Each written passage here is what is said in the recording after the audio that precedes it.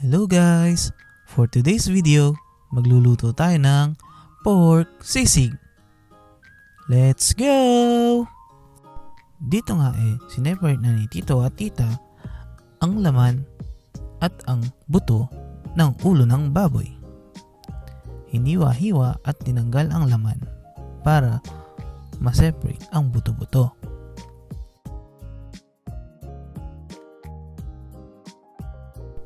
Dito, kumuha na si Tito Ver ng pangbiyak ng ulo ng bungo ng baboy. Ito, pinagpupukpok na para mabuksan yung bungo at para makuha yung natitirang laman-laman sa loob at para makuha yung utak ng baboy. Kasi yun yung nagpapasarap at nagpapalinamnam ng pork sisig. At dyan nga, hinalungkat na ni Tito yung utak ng baboy para ilagay sa lalagyanan or platito. Yan po. Yun naman.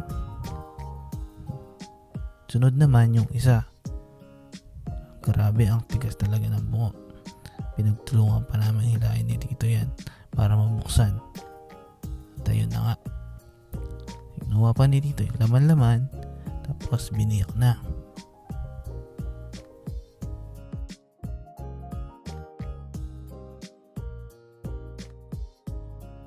At pagkatapos ma-separate ang laman sa buto, nagsiga na kami ni Tito ng kahoy. Siniga namin ng kahoy dahil gagawin pa namin itong uling. Naubusan kami ng uling kaya yung kahoy sinudog muna namin para maging uling. Tapos after nun, nagkwentuhan muna kami, nag-ayos-ayos dito sa likod habang hinihintay namin maging uling yung kahoy. Ayan na po, nandiyan pa si Tita.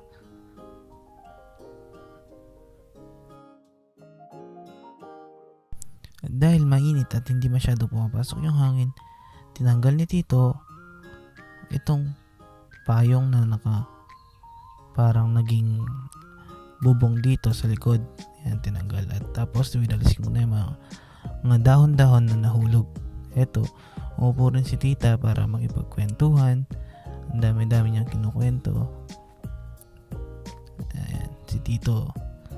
Ayan po, malapit na maging uling. At nung almost maging uling na, ay nagsalang na kami dito ng karne ng baboy para maihaw na po. Ayan. Inihaw na namin para mas masarap. Parang nalalasahan yung grilled pork, yung inihaw. Mas masarap po yan sa sisig. Mas nagkakaroon siya ng ibang lasa.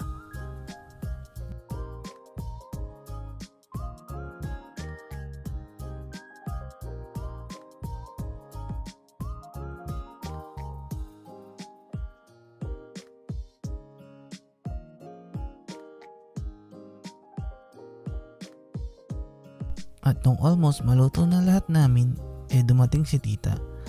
Chinek niya kung tama yung pagkakaluto ng mga karne para mas masarap daw pag tama yung pagkakaluto. Ayan. Ayan po, tapos na. And then, after nun, naghiwa na po kami. Iniwa na po namin ng maliliit. Tinadtad na namin yung mga naihaw namin para maitimplahan ni Tita.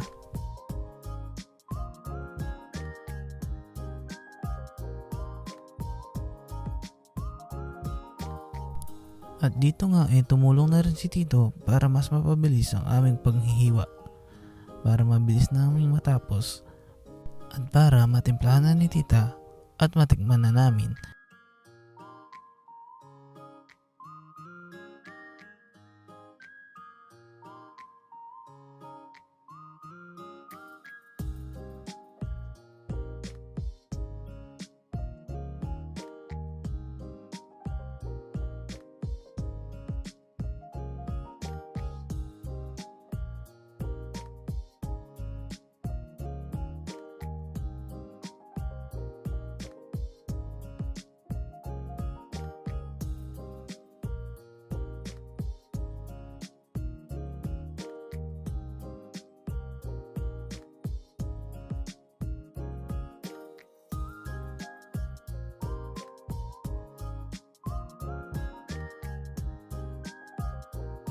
At dito, malapit na pong matapos ang aming paghiwa at titimplahan ni tita.